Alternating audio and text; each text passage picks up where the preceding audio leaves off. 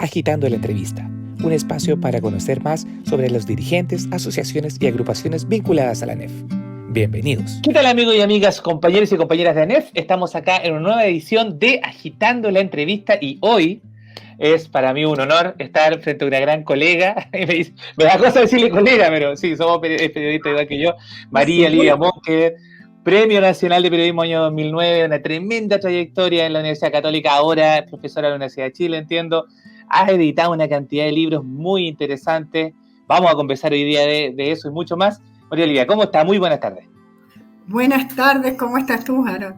Súper bien, pues. Un honor poder estar con usted hoy día. Pero gracias por tus palabras, oye, a uno llegan a darle no sé qué, porque por supuesto que colega.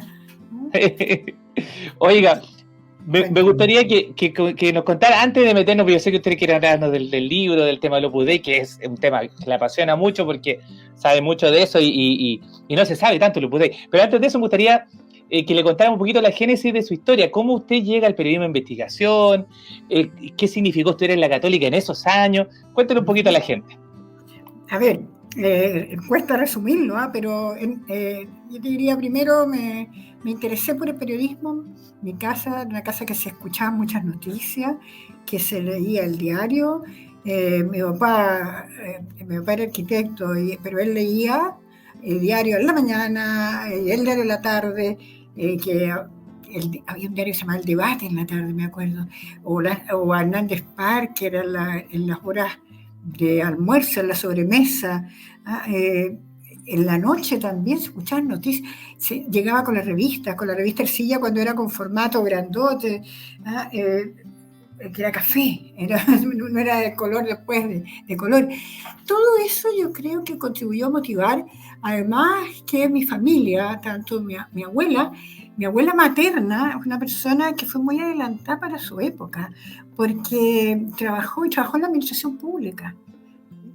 Llegó a trabajar, fue de las primeras mujeres en el liceo de niñas y llegó a ser, creo que era jefe de presupuesto del Ministerio de Obras Públicas. Imagínate lo que sería eso complejo hoy día. Y yo creo que ella también influyeron bastante.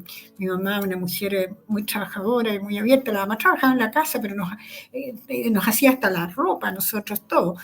Bueno, en ese ambiente, por el lado de mi padre, se respetaba mucho lo profesional. Y él creo que fue bastante adelantado, porque decía que teníamos que estudiar alguna profesión, ¿ya? Y a mí me dieron vuelta varias cosas, primero antes que el periodismo, pero finalmente como que primó el periodismo. O sea, incluso la propia arquitectura. Hasta el día de hoy me gusta mucho me gusta la pintura, verla, porque hasta ahora parece que como que no llegué a ejercerla como tarea, no he tenido tiempo, pero me encanta. Me gustan las cosas bien diseñadas. Cuando estaba en las revistas me preocupaba de eso. Y también me interesaba la sociología, que venían haciendo como carrera. El periodismo hacía poco tiempo que era carrera universitaria. La Universidad de Chile fue primero, hace 70 años, que nació la Escuela de Periodismo de la Universidad de Chile, y más de una década después nació la de la Católica. Bueno, yo estudié en la Católica un poco por esas decisiones que toma uno, ni siquiera demasiado meditadas, aunque mi padre había sido profesor en la facultad. Por el fútbol puede ser. Por el fútbol. Sí, me gustaba la Católica como equipo, porque y mi papá era dirigente de fútbol. Primero era muy hincha y después pasó a ser dirigente, y me tocó que para el año del Mundial, que fue justo el año que yo entré a la universidad, él era presidente de la rama de fútbol de la Católica, del Club Deportivo de la Católica. Y entré, como te digo, a la Católica y estuve primero, segundo, tercer año, pero 8 y medio. En tercer año me casé y estaba de vicepresidente del Centro Estudiante en ese minuto. Entonces eran muchas cosas, y finalmente en un tiempo en que, bueno, yo era bastante autoexigente, quería hacer las cosas bien, y a la vez como que no me alcanzaba el tiempo para todo. y en un ambiente en que te decían, incluso he contado esto de que hasta compañeros de curso de repente que te decían, no, si tú no vas a ser nunca periodista, las mujeres vienen a la universidad a buscar marido. Yo pololeaba de antes, así que no iba a buscar marido, pero dejé cuando, poco después del matrimonio, que fue el año 64, además, el año que fue la elección de Eduardo Frei Montalva. Y después quedé esperando mi primer hijo. Luego, al año siguiente, quedé embarazada, que nunca lo supe antes que iban a ser, pero fueron gemelos. Tuve 3 hijos en un año prácticamente. Entonces ahí se hizo imposible por un tiempo volver a la universidad, pero volví el 68. Y ahí estuve... Un detalle, disculpe. Fue tan trascendente, porque mi abuelita que falleció hace muy poquito, yo todavía estoy con un poquito de pena todavía, pero falleció el mes pasado, fue una gran demócrata cristiana de las antiguas, y me hablaba que cuando llegó Frei, porque ella era de Tomic, entonces cuando llegó Frei fue una cosa que el país realmente se transformó. A usted le tocó vivir como estudiante, ¿realmente Chile se transformó con Frei? ¿Fue tan impactante? Mira, cada vez estoy más convencida, fíjate. Que el gobierno, o sea, la Patria Joven, primero la marcha de la Patria Joven, todo eso fue realmente una cuestión que uno vibraba mucho, con mucha mística, con mucho sentido de que había que hacer cambios, profundos, y se hicieron las reformas. Y por eso es que mucha gente de derecha, hasta el día de hoy, no le perdona a la democracia cristiana, concretamente, la reforma agraria, por ejemplo. La reforma, si lo que era el sistema de la agricultura antes, yo creo que las nuevas generaciones no se lo imaginan. De verdad era una cuestión impresionante el sistema del inquilinaje. Yo después, en el año 71, cuando me titulé, hice un seminario título, no era una memoria, no la hice sola, la hice con otros compañeros, y lo hicimos sobre el proceso de reforma agraria, sobre la participación de trabajadores en el proceso de reforma agraria. Que la verdad es que era un poco, si uno lo mira hoy, fue un poco muy técnico, y la participación, claro, si los trabajadores les faltaba todavía mucho para poder tener una verdadera participación, ¿no es cierto? Y desde la Corporación de Reforma Agraria, desde la CORA, las entidades trataban de hacerlo lo mejor posible, pero muchas veces, como ocurre, es con un cierto sentido tecnocrático también, ¿no? Entonces, pero los cambios protagonizados en ese gobierno, en promoción popular, lo que significa la promoción popular no son 2 palabras nomás, significó mucho. De ahí partieron las juntas de vecinos, es decir, a organizarse las comunidades. La reforma educacional fue notable, pues si hasta ese momento... La toma de la Católica del 67, me acuerdo, ¿no? ¿Puede ser? No, pero antes te hablo de la reforma educacional del gobierno de Frei, y también ahí me tocó verlo de cerca, porque en la segunda mitad del gobierno de Frei, mi papá fue el presidente de la Sociedad Constructora de Establecimientos Educacionales, donde se construyeron una cantidad de escuelas públicas y liceos a lo largo del país. Es decir, iban a Isla Pascua, a la Isla Juan Fernández, ¿cómo se llama? A Rapa Nui, y se hacía escuela. En diferentes pueblos a lo largo de todo el territorio. Y en contenido fue tremendo el cambio. Y desde luego llegó la universidad hasta el octavo, la escuela, antes había la preparatoria. ¿La primaria? La primaria, ¿sería? Claro. Entonces antes era la primaria que llegaba hasta sexta preparatoria, ¿ya? Hasta sexto año, lo que sería sexto año básico. Bueno, con las reformas de Frei quedó en el octavo. Y eso significó un tremendo salto, un tremendo impulso en materia educacional, que fue pues lo que implicó una mayor demanda por educación en las universidades. Te quiero decir una anécdota casi al margen, no tan anécdota. ¿Sabes tú quién destruyó la Sociedad Constructora de Establecimientos Educacionales, o sea, negándose a la educación pública, dándole la importancia que tendría que tener Hernán Vígipo. No me extraña. Cuando fue ministro de Hacienda, por ahí en febrero del 85. Bueno, en el gobierno de Frei también se creó la televisión nacional, porque se creó con un sentido muy, muy de la mano de la reforma de la educación, pero también con el sentido de unir al país, de unirlo físicamente y de generar espacios de información y de conversación de Arica a Punta Arenas. También se creó la Empresa Nacional de Telecomunicaciones, Entel, después privatizada. Cuando hablamos del saqueo de los grupos económicos, correcto, en Chile, yo te digo, uno se refiere a algunas de las empresas que vio nacer y a otras que se habían creado en tiempo de años anteriores, en gobierno de Pedro Aguirre Cerda, qué sé yo, el caso de la Corfo, que dio el impulso a la Empresa Nacional de Electricidad, la Endesa, también privatizada. Y por eso te digo yo que creo que también se empezó con la chilenización del cobre.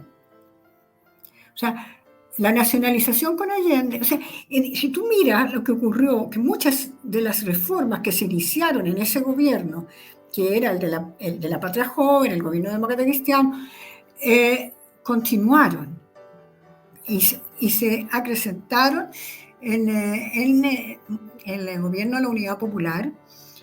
Y yo te diría también, hablando de eso, que creo, mirándolo ahora, y tal vez uno no lo sentía tan así en ese minuto, pero mirándolo ahora, había muchas similitudes en el programa de Radomiro Tomic que era el candidato de la democracia cristiana. Absolutamente, mi abuelita me contó todo eso, sí, es verdad. Sí, con el de Salvador Allende. Ahora, más allá de todo lo que hemos sabido después, de cuánto fue la injerencia de Estados Unidos con el golpe, y también de las radicalizaciones que se generaron en la Unidad Popular. También hubo algunas radicalizaciones dentro de la propia democracia cristiana, que fueron las que dieron origen, a lo mejor porque querían ir más rápido, y dieron origen al MAPU, dieron origen a la izquierda cristiana después. Para mi generación, yo creo que lo pensó yo a lo mejor si no me hubiera salido de la universidad en ese intertanto, quizá hubiera estado en la izquierda cristiana, hubiera estado a lo mejor en el MAPU en su minuto, ¿eh? Pero seguí siendo democrática durante muchos años. Ahora no, porque y mucho antes que quedara esta situación tan compleja que ha pasado con la democracia cristiana, ¿no? Da un poco de pena mirar lo que ocurrió. Pero yo en un momento dado, ahí te hago la conexión con lo político y lo profesional. En un momento dado, al estar investigando, al darme cuenta de que prefería no tener como trabas de ningún tipo, a diferencia de lo que pasaba antes en Chile, antes del golpe y durante la dictadura, en que era normal que los periodistas estuviéramos en un partido político, era casi raro el no estarlo. Después he visto, me ha gustado... Era como prohibido después. ¿Ah? Es como prohibido, mal visto ahora, una cosa así. Claro, no, pero a mí me parece que me siento más cómoda en mi independencia actual. Porque en el fondo, más de alguna vez me tocó, estando en el colegio periodista, me hice elegida dirigente del Consejo Nacional del colegio. Entonces, a alguien le podía parecer mal porque uno se relacionaba o pactaba con la gente del Partido Comunista o del MIR. Y es que entre los periodistas estábamos por una misma causa en la dictadura. Entonces, y teníamos que aglutinarnos y que defender la libertad de expresión, y de la defensa de la libertad de expresión llegamos a la defensa de la democracia. Yo misma me tocó que me tomaran presa, o sea, presa es una manera, que me pescaran un día de la DINA. Entonces, es un asunto que lo he contado poco, pero pasó eso. Ahora que se está hablando de los 50 años, justamente en una presentación de un libro en la Villa Grimaldi, el otro día, de un colega, de un grupo de colegas, muy bonito un libro sobre los niños en el momento del golpe, de Manuel Delano y otras profesoras que son de la Universidad Adolfo Ibáñez.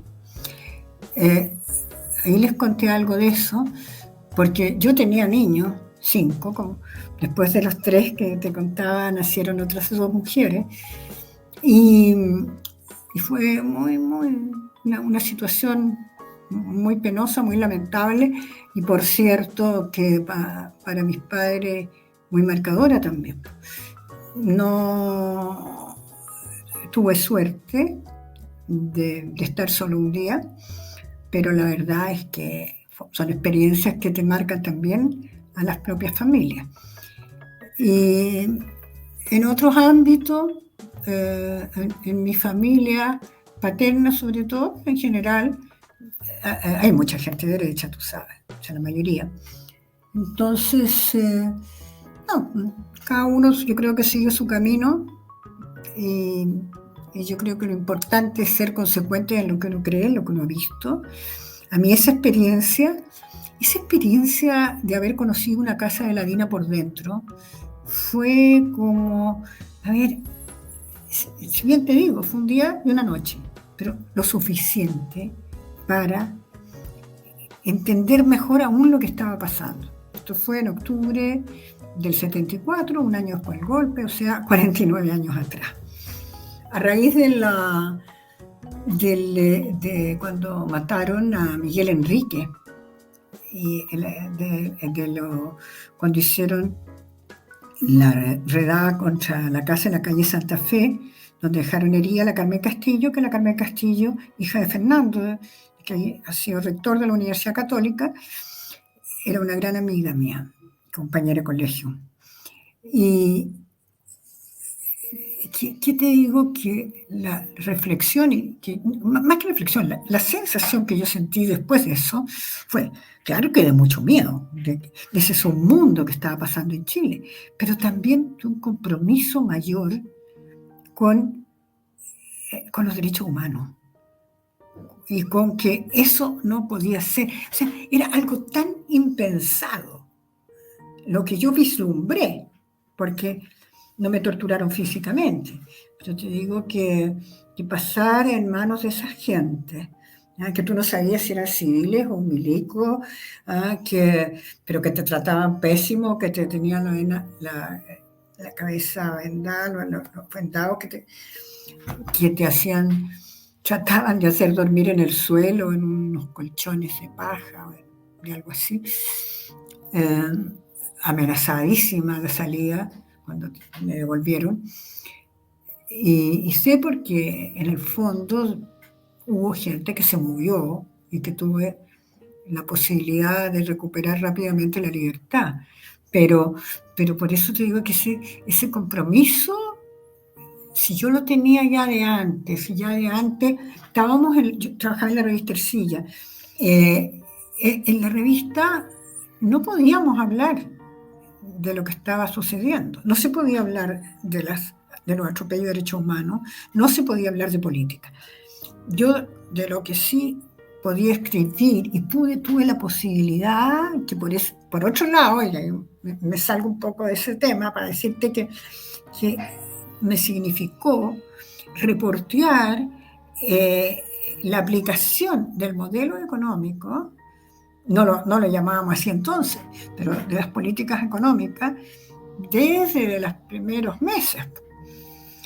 Y después, cuando nos vendieron al Grupo Económico Cruzar la Raíz en la revista Ercilla, fundamos la revista Hoy, y en la revista Hoy me designaron editora de Economía.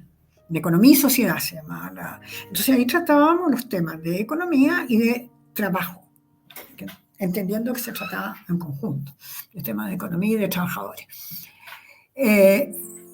Y después, pero para decirte algo, esa experiencia, esa corta pero intensa experiencia en la casa de José Domingo Caña, con República de Israel, que después uno rehace las historias, ¿no? Trata de saber dónde estuvo y todo lo demás. Y después, pero de eso no podíamos decir una palabra. Uno, porque yo estaba bajo amenaza total, pero además porque tampoco lo encontraba adecuado el propio director de la revista, porque a lo mejor se la clausuraban al tiro. Eso eran los tiempos, eso eran parte de esos tiempos. Y una cosa importante es que la represión hacia los periodistas y hacia los medios ocurrió, a mi modo de ver, durante prácticamente toda la dictadura. O sea, el 86 viene una represión brutal, con estado de sitio. Tomaron preso a cuantos dirigentes pillaron y no mataron a otro. A Lucho Toro, por ejemplo, lo querían matar, que era abogado de la Vicaría de la Solidaridad. Lo que se ha visto era que era otra posible víctima, y eran otras 2 personas del Partido Comunista, otras 2 personas del MIR, decían que se tomaban venganza por los escoltas. Bueno, pero a la vez estuvieron presos. Me acuerdo que los íbamos a ver después a esa comisaría, una comisaría en Santiago, creo que la primera comisaría. Ricardo Lago estuvo preso en esa oportunidad. Y muchos otros dirigentes de la Asamblea de la Civilidad. Tampoco saben eso mucho nuestras nuevas generaciones, que era la Asamblea de la Civilidad. La Asamblea de la Civilidad fue algo bien interesante, porque ahí era muy unitario. Es como hoy día uno dice que todas las fuerzas democráticas ojalá estuvieran juntas. En la Asamblea de la Civilidad pasaba eso, porque estaban los dirigentes de trabajadores, venían de la Coordinadora Nacional Sindical, que a su vez venía toda esta historia de las protestas que había partido con los trabajadores del cobre, con Rodolfo Seguiel a la cabeza, que después se fueron juntando. Estuvo la ANEF, tuvieron entre medio, esto ya después del asesinato de Tucapel Jiménez, que había sido el 82, me parece, ¿no? Sí. 82, sí. El verano del 82. Exacto. El asunto es que después decanta, y en un momento dado, cuando en los partidos políticos de la Alianza Democrática, que estaban un poco frenando, porque no querían la alianza del Partido Comunista, el Partido Comunista por su lado estaba con el cuento del Frente Patriótico Manuel Rodríguez, entonces había todas estas tensiones, y en medio de todas estas tensiones, en cambio, estaban quienes decían, bueno, pero vamos juntos en la movilización social. Y ahí la Asamblea de la Civilidad fue un poco eso, donde había representantes de trabajadores, representantes de los colegios profesionales, representantes de las mujeres. De acuerdo a la María Antonieta Sá, era nuestra representante. Cuando digo nuestra, uso la primera persona porque era de Mujeres por la Vida, donde yo también participé, estuve bien activa. ¿Fanny Pollarolo también en ese grupo? Sí, claro, iniciamos, Mujeres por la Vida lo iniciamos con Fanny Pollarolo, Patricia Verdugo, la María Rosas. En realidad, partimos un día con la María Rosa, que la María Rosa era dirigente de la coordinadora sindical, la Patricia, periodista, y yo misma, un día en la antesala de la oficina de la Confederación de Trabajadores del Cobre, conversando, mientras esperábamos conversar con Rodolfo Seguiel, y viendo que los partidos estaban en otra, dirigidos casi por puros hombres. Entonces, nosotros, sin ser feministas declaradas, dijimos, aquí hay que hacer algo. Y en esto pasó otro fenómeno. O sea, por un lado que veíamos a los trabajadores un poco aislados. Y por otro lado, vino lo de la inmolación de Sebastián Acevedo, que se conmemora por estos días, que el padre de la Candelaria, de la actual diputada del Partido Comunista, en Concepción. Entonces, esto no puede seguir. Estas violaciones de derechos humanos, ni estas, porque se habían desaparecido los hijos. Y la CNI, que era la sucesora de la DINA, que era la Central Nacional de Información, era la que había secuestrado a estos dos niños, estos dos jóvenes. Entonces... Increíble, qué increíble todo. Claro, empezamos a pensar, ¿qué hacemos? ¿Cómo podemos hacer algo? O sea, tú ves que estábamos las periodistas, y hubo muchas periodistas en Las Mujeres por la Vía, y logramos articular muchos contactos, igual que lo habíamos logrado con las protestas también, ¿eh? Porque con las protestas era curioso, porque Pinochet, todo esto es, por un lado tiene cosas terribles, pero por otro lado uno no deja de tener con un cierto toque o de ironía o de hasta mirarlos con un cierto humor por las cosas que ocurrían. Pinochet gritaba que los vendepatria, que están aliados con la prensa extranjera y qué sé yo qué. Bueno, que en eso éramos muchos nosotros mismos, periodistas, que efectivamente estábamos organizados,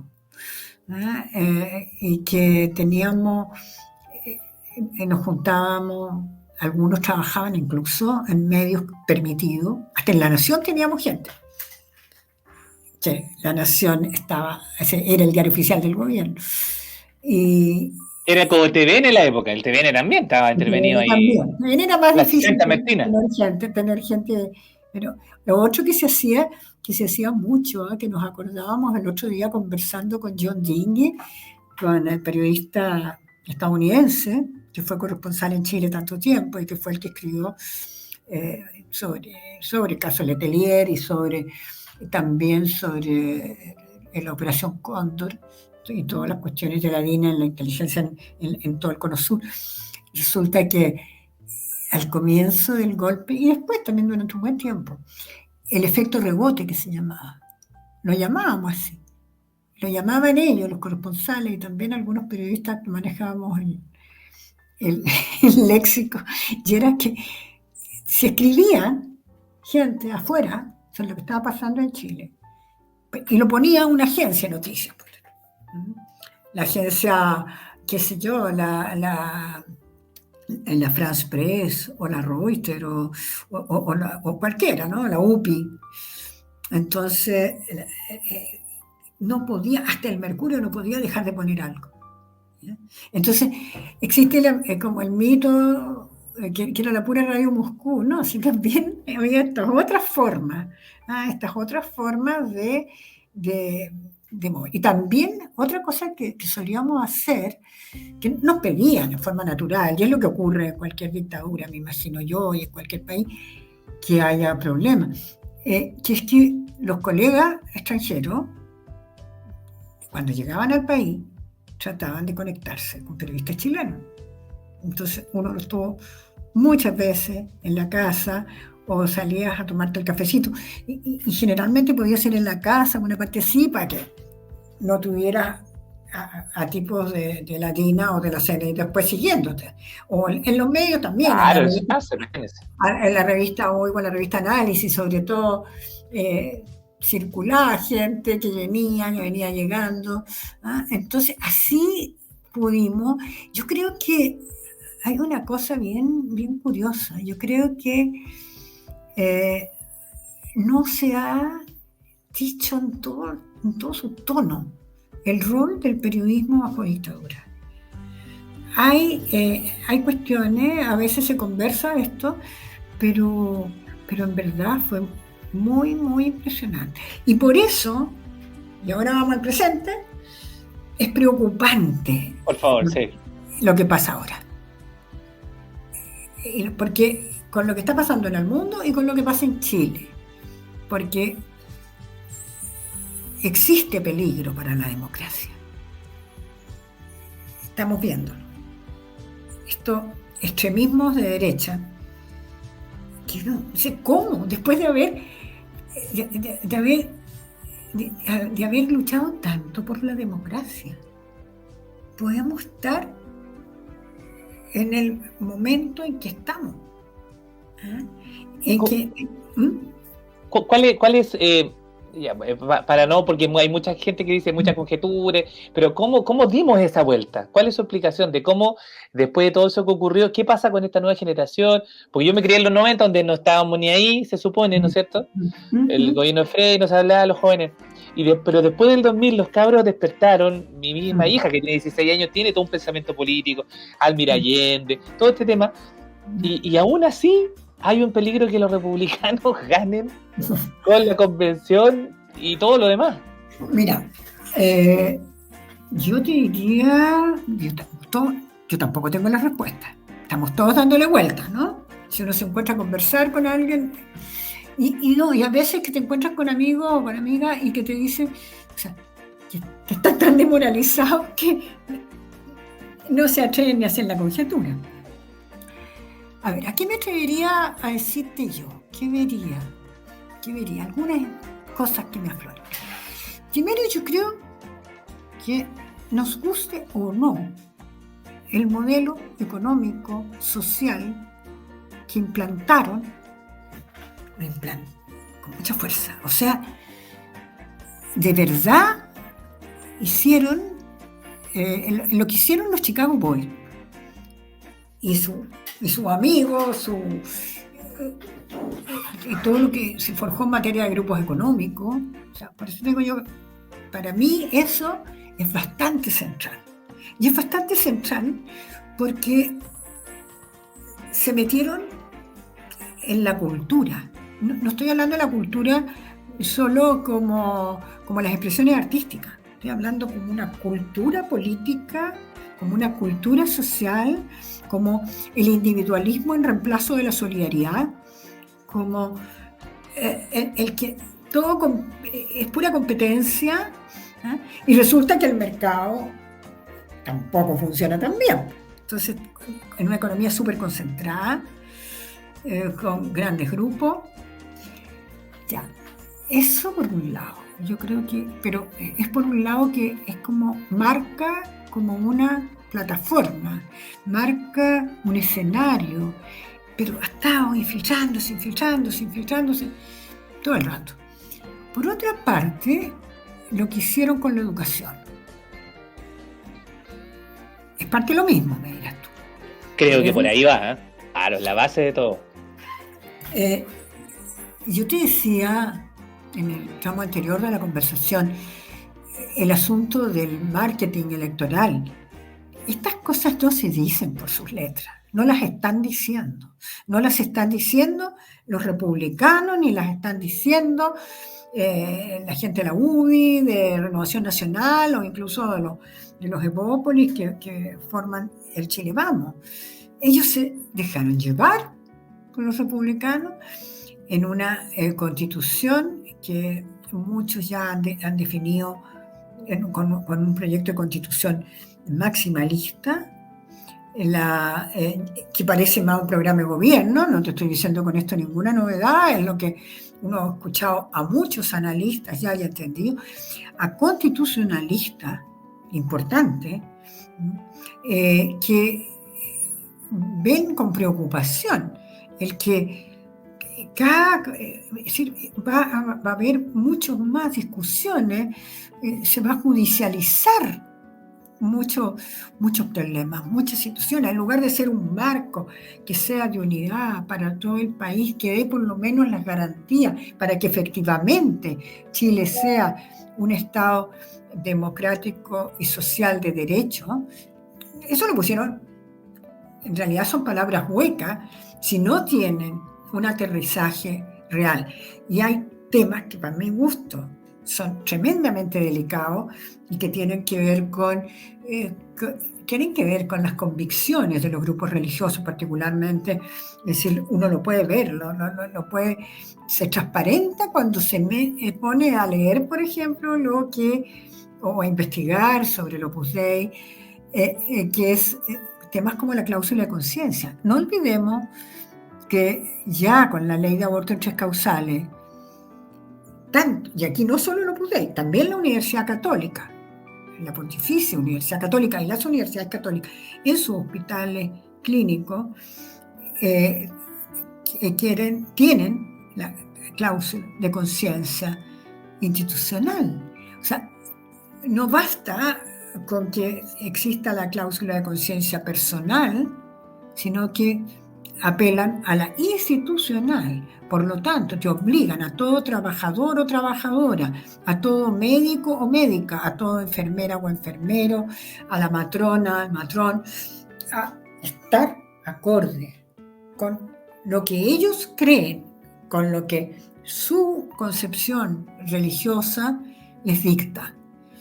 Y eso significa, uno podría preguntarle, podría decir, ¿qué puede significar? ¿Qué significa si llega una mujer, que incluso una persona que ya se practicó un aborto?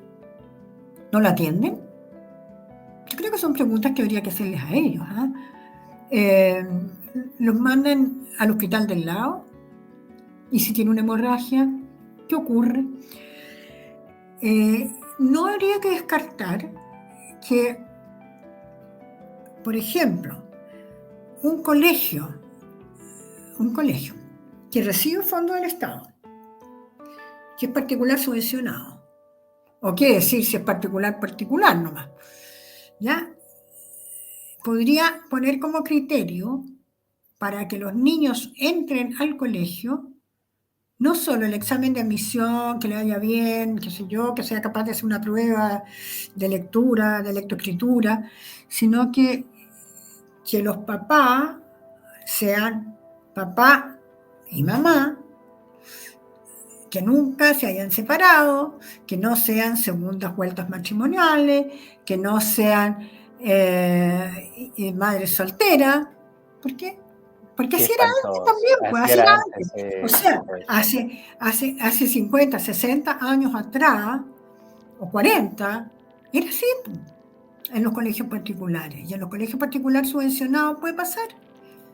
O sea, y piensa tú que la Iglesia Católica sigue siendo el principal sostenedor, como le pusieron esa palabra en la dictadura ya seguido, de colegio.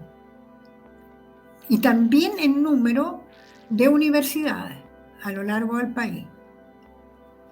Sigue siendo. Todas las universidades católicas que existen, po. Oye, pese a todo el desprestigio, a toda la crisis, a la baja en las encuestas, que claro, ha bajado, pero no tanto como los que puedan declararse sin religión, agnósticos, o los propios que mencionaba los evangélicos, pero dentro del 40%, mira, yo puse en el libro 48% y resulta que he oído de encuestas posteriores que hablan del 43% que se declara católico solamente, hoy por hoy, después de haber sido hasta hace pocos años atrás sobre el 60%. Entonces, a pesar de eso, es la Iglesia Católica la principal sostenedora. Hasta ahora no sabemos qué va a hacer, qué va a decir el nuevo arzobispo de Santiago, el arzobispo nombrado Chomalí, que es el de Concepción, que se traslada a Santiago. Porque, claro, el arzobispo actual, como que la gente apenas sabe el nombre, entonces no ha sido una figura importante. Vamos a ver si el nuevo lo va a hacer. Hay todas cuestiones también bien interesantes. ¿Y qué rol va a jugar? Tampoco se sabe. Como tampoco se sabe lo que el Papa Francisco, en definitiva, va a plantear, qué exigencias le va a plantear al Opus Dei, porque los motus propios que aparecieron, que difundió el año pasado, eso significa, de alguna manera, alguna luz, no roja, pero una luz, no sé, naranja, amarilla, en el sentido de decirle, oye, van a tener que rendir cuentas con un poquito más de frecuencia, hay cosas que van a depender ¿cómo se llama?, del clero, como las demás congregaciones, y no directamente del Papa. pero hay mucho silencio de parte del propio Puzey en torno a eso. Pero yo te diría que en el libro lo que yo muestro, primero un libro que rescaté las entrevistas de hace 20 años, no todas, pero muchas, como entre otros a José Miguel Ibáñez Langlois, que fue el primer sacerdote chileno del Opus Dei, que ha sido pero muy histórico. Y hay entrevistas a numerarios, a supernumerarios, explicando lo que es, de alguna manera, a través de lo que uno les pregunta, y también algunas voces críticas, como la que fue del padre José Comblan, ya muerto, que era un sacerdote más pro teología de la liberación, y qué significa en el Chile actual. Y luego, los dos capítulos que me preocupé mucho de actualizar son justamente los de la educación. El holding educacional y el referido a la Universidad de los Andes, porque la Universidad de los Andes yo creo que una obra, o sea, me parece que es la gran obra del Opus Dei, y que académicamente es una universidad muy interesante, tiene un proyecto académico sólido, mucho más que otras privadas. Es como la Universidad de Navarra en España, que es importante, significativo.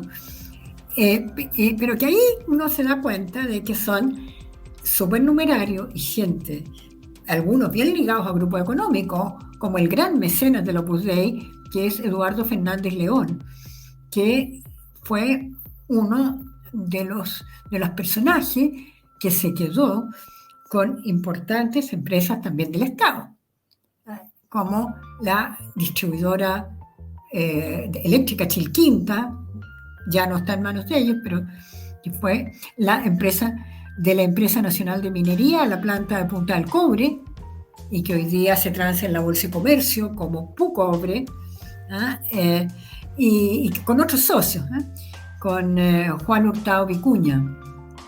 Juan Hurtado, que encabeza el grupo Hurtado Vicuña, y a su vez Juan Hurtado y sus hermanos son los principales dueños de la Universidad Santo Tomás, del Instituto Profesional Santo Tomás y de los colegios Santo Tomás. Tienes también que en la Universidad... Todo vinculado, increíble. Mira, y en la Universidad San Sebastián tienes a Luis Cordero Barrera, que fue muy amigo de Pablo Longueira, muy amigo de Jaime Guzmán, y que ahora Cordero también es amigo cercano a José Antonio Cast. Y en su facultad de Derecho... Todos los caminos nos llevan a esto. Increíble. En su facultad de Derecho tiene decano a Andrés Chadwick. Así que bueno.